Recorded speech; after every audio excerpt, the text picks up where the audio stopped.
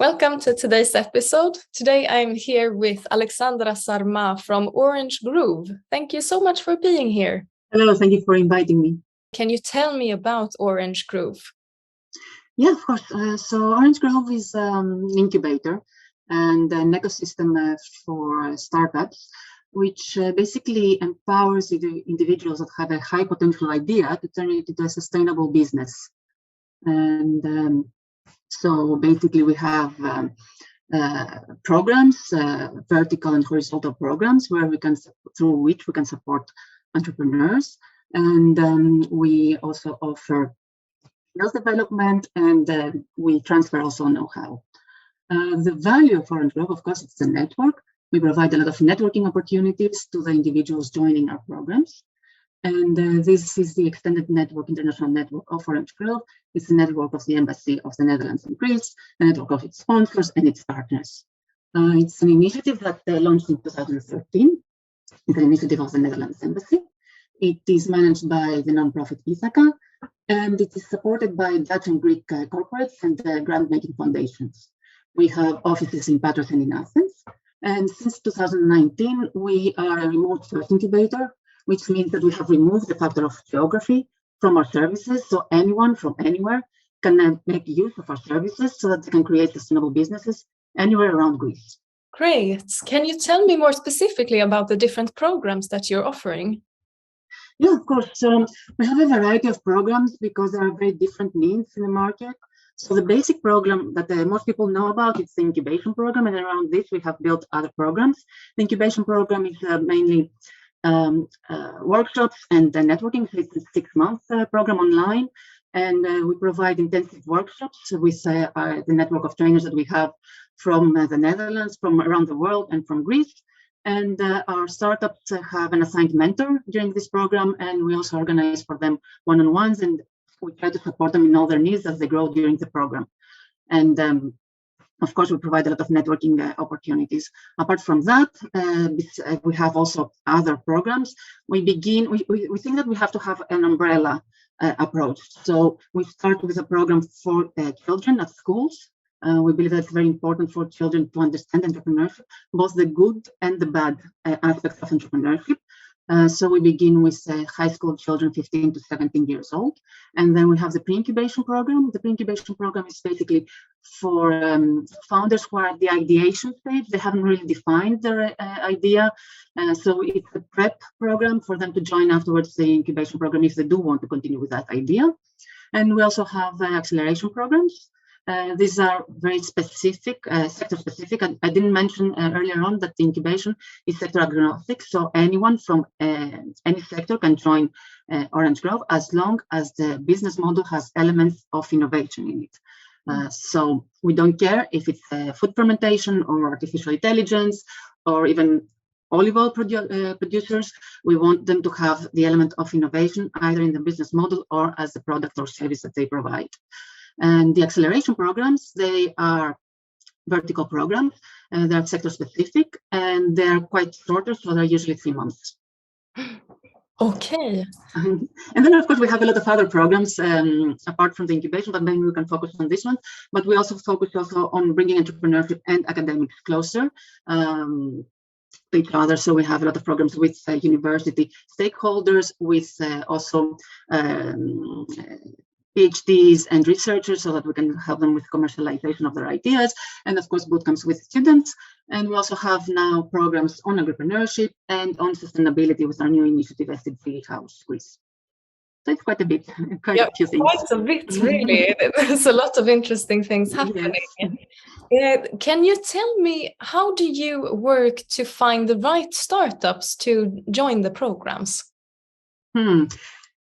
So in this question, we have to define what we mean as right. So this, I think, is the most important word. You have to define as an organization and as a program, what do you want the output to be? What are your KPIs? What are you targeting? And even if you do that, it's very difficult to understand who is the right founder and entrepreneur for you. I think that nobody can predict who will be the one that can succeed or not. So let's take the first element. What is the output that you're aiming at during your program? Is it job creation? Is it unicorns? Are you an incubator that takes equity from the startups, so you need them to be successful very quickly? Is it somebody who will grow less, but will take all the know-how that they will receive from Orange Grove and go to the local economies and create spillover effects and create job positions in their local economies? So what are you looking for?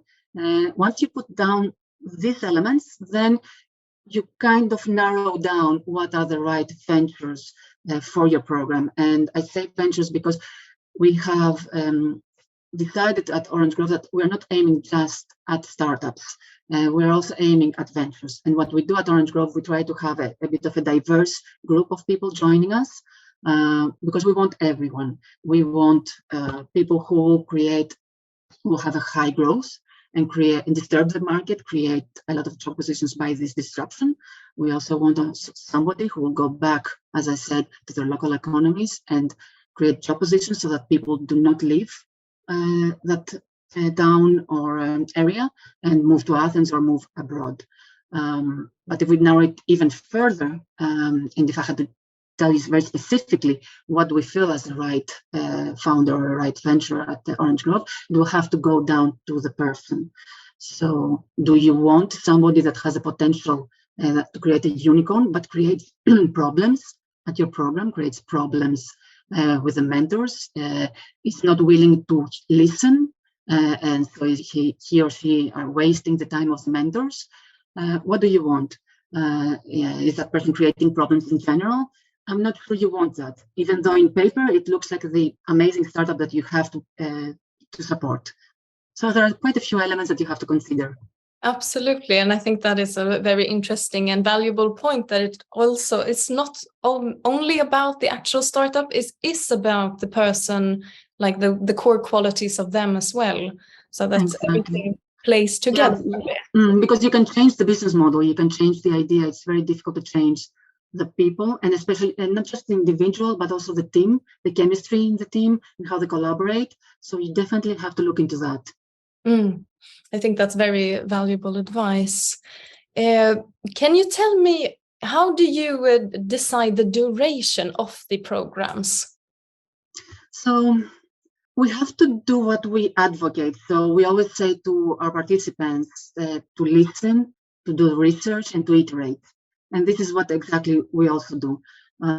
So we talk to people a lot. We have to listen. We discuss with our trainers, with our mentors, with our partners, understand what the market needs and how it's changing. Because if we are discussing innovation, it means that we need to be one step ahead. You cannot support innovation and do the same things that you were doing 10 years ago. So you constantly have to change. We're quite lucky because we've been around for approximately 10 years. This means that we have collected quite a few data, and we feel quite comfortable that we have found some formulas for our basic programs, even though we keep changing them. So the incubation, for example, we have decided it's going to be 6 months, and the acceleration usually will be 3 months. But then we have also the luxury of experimenting all the time. So we have the standard programs, and then we always experiment with new programs, and we try to look if it's 3 months, that's better. If it's an intensive 2-day bootcamp, that's better. If we should spread it throughout 5 days afternoons, or 3 weeks of intensive trainings and then just mentoring. There are a lot of things that you have to consider. But apart from that, also you have to consider who is going to be participating in your program. So for example, if you're aiming at agro or tourism, can a person who is in agripreneurship, usually they are in rural areas. So can they leave their home and their business for a long time to join you? 3 months, can they join you in Athens? Probably not. If they're in the tourism sector, when is the high season? So you have to adapt also to their needs. It has to be in a very specific time and for a very specific length. So there are a lot of elements that you need to consider. It's a trial and error process. but you always have to think about who your participants are again, and what is the outcome that you want, and how long can they participate for, and what are you aiming at? Because maybe you can do everything condensed for 2 days. And to be honest, at Orange Grove, this program is just the beginning.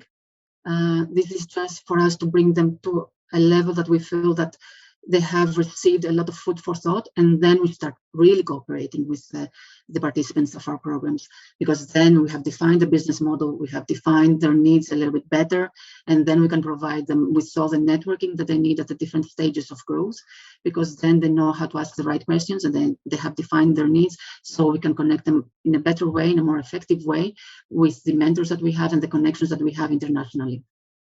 Okay, so flexibility. Adapt all Yes. the time. You have to adapt all the time.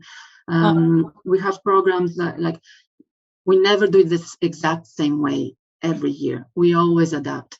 And we have also adapted on the fact that in 2019, we decided to go online, exactly because it was very difficult for people to commit the time juggling, because in Greece, we're very different compared to other countries.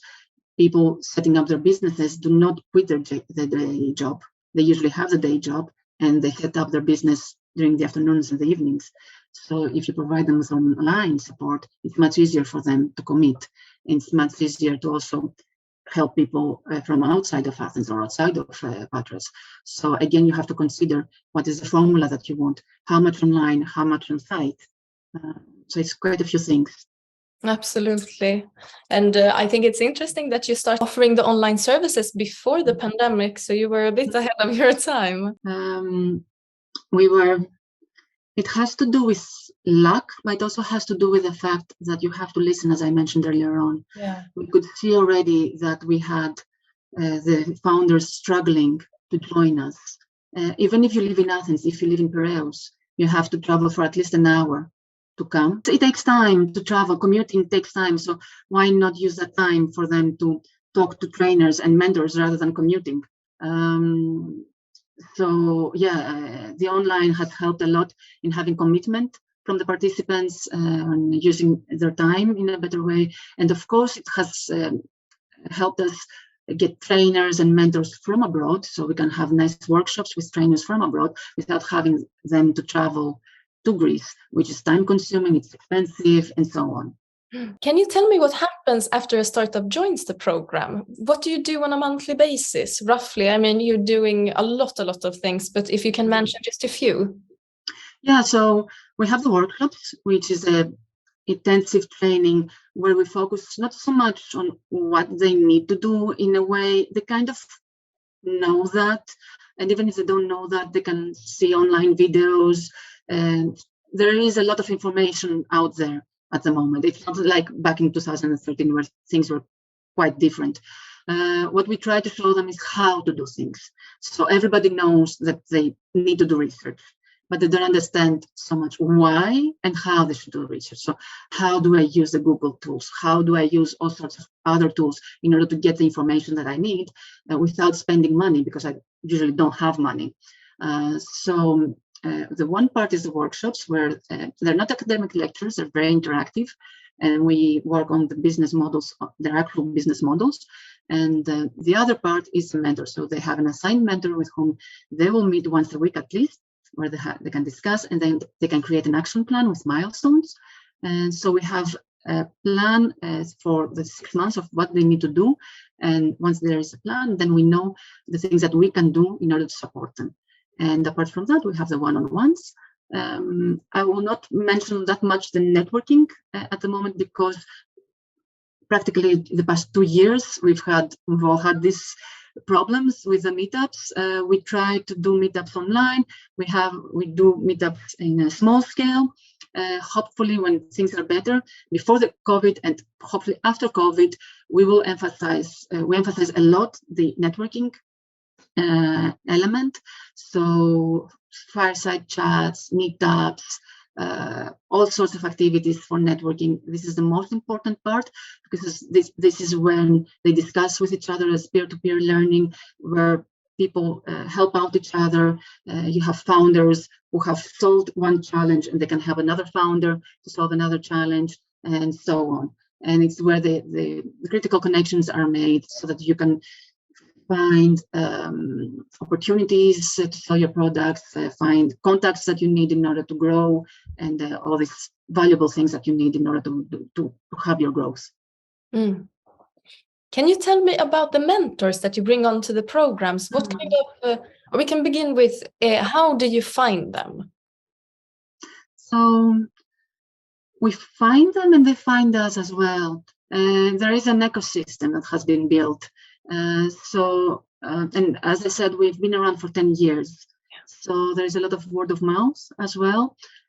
We actively seek new mentors all the time. We really believe that you have to have a very large network of mentors. It doesn't matter if you agree with them or you don't agree with them. You need to have a lot of voices. And you have to bring the founders in touch with a lot of voices so that they can filter out, they can listen to a lot of different approaches, filter out what's best for them, and then use the information in order to proceed. The process, again, there is no right mentor or not.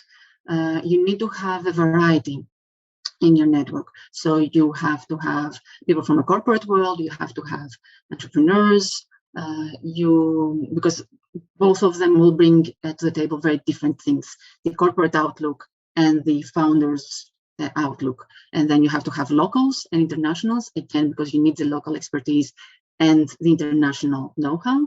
And you shouldn't, also, I have to mention that you really shouldn't get trapped into trying to get all these high-profile names for your mentors. So it's really nice to have on your website all these amazing CEOs of lots of corporates. It looks really nice, but it's not enough. They will bring amazing and valuable information to the table, but you also need the founders that have ventures of 2, 3, 5 years old, because they are the ones that have just done it, and they can relate very well with the needs and the challenges that the new founders are facing. And sometimes also they can commit more time, they can understand better, and it's easier sometimes to discuss with somebody who you know has gone through the same issues as yourself. And then, of course, the CEO, who is a very busy person, when you have very specific questions and you have defined very specifically your needs, then you can go to the CEO and ask them very specific things. So you need a little bit of everything. Yeah, but of course, sorry, I have to mention that. I didn't mention that it's the business ethics as well, and having the same culture. This is the most important, of course, that you have to pay attention. You have to be very sure that you discuss a lot with your mentor so that you know that you have the same outlook when it comes to ethics, because this is critical. And you have to understand also why they want to participate in your organization, because you bring them in touch with somebody who is a little bit more vulnerable, who needs support. So you have to be quite sure that you are aligned, and you have to be quite sure about what they want to take from this partnership, and that they're volunteering because they want to have a positive impact and not something else.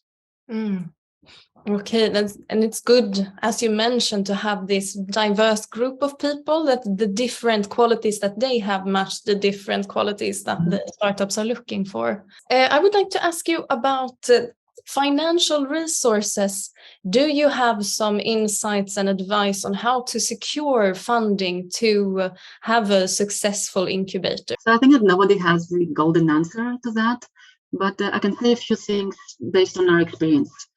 Just like everybody else, when you bring in a sponsor or a donor, you bring in a partner, you bring in somebody with whom you have to collaborate. You shouldn't look at them as somebody who's going to pay a check and just give you the money and that's it. You have to be very careful that, again, as I said, with the mentors, you are aligned, that they understand your culture, they understand what the impact that you're trying to create is, and you have to set up a truthful collaboration that gives you the breathing space to be creative. At Orange Grove, we have been very lucky to have sponsors and donors who have given us this trust.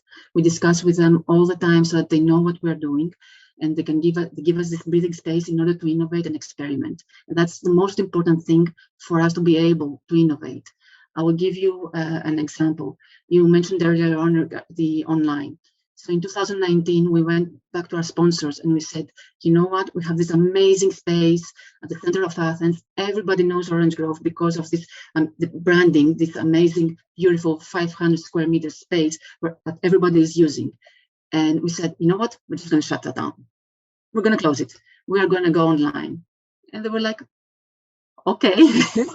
They trusted us because we said, we know that the market is going online. There is no reason why we should spend your resources to rent and other things like that, rather than investing it in programs. And they trusted us. And the fact that they trusted us meant that we were flexible enough and ready when there was this market disruption, which happened to be COVID, but it could have been anything else. Because we experimented with that. We also experimented with other things. By experimenting with different things, it means that we are a little bit more bulletproof to all these changes that happen to the market. And it's not going to be only COVID. There's Ukraine. There's going to be a lot of things in the future. So you have to have partners beside you who are going to talk to you, discuss with you, trust you, and allow you the space in order to be creative and create your impact. So that would be my advice. To people, to be very careful on who they bring on board and to make sure that they discuss with them and that they make sure that it's collaboration that's a win-win for both parties and can be a win-win for both parties. It's not just a press release, it's not just a photograph, it's not just a logo that you put on your website. It's much more behind that. Okay, I think that's very valuable, and I think that is something that people need to hear, because it's not always that maybe you understand that is the most important thing. Do you have any partnerships or something like that you would like to share about? Well, this is our value actually as Orange Grove Partnerships. We are firm believers of meaningful collaborations. I think we have made it quite clear during our discussion how much we collaborate with third parties. And this is the value that we bring to the participants coming to our programs. So, of course, being an initiative of the Netherlands Embassy, we have partnerships with embassies. And this creates the value to the participants because they have access to all these markets and to all these valuable channels through embassies. We have the sponsors. As I said, it's a collaboration again. They provide mentoring, they provide insights to all our participants. This is again an important partnership. We also partner with universities, for example, in the Netherlands. They bring us their know-how from different markets so that we can provide all the new trends and the know-how from best practices and all this kind of things. So we have a partnership with Wageningen University, which is first in the world in agripreneurship, having our agripreneurs being in touch with the people from this vast university. The Netherlands is #1 in agriculture in the world. So bringing all these elements together creates great value and impact to the entrepreneurs. So it's just this network of partnerships that provides all these different outlooks and ideas and know-how to our participants. That is the value that we create. As I said, you have to listen to a lot of people, get a lot of ideas, and then filter them, as I said, in order to see what's the best fit for your specific solution.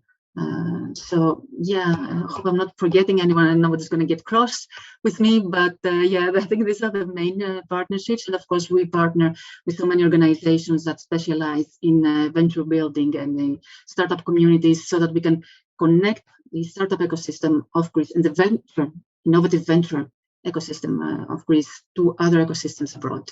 Great. Thank you so much for all this very, very valuable information. I believe that the listeners have learned a lot and you have really provided a lot of insights.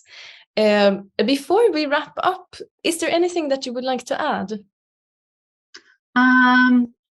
Well, before you begin your entrepreneurial journey, be very honest with yourself of why you want to do it.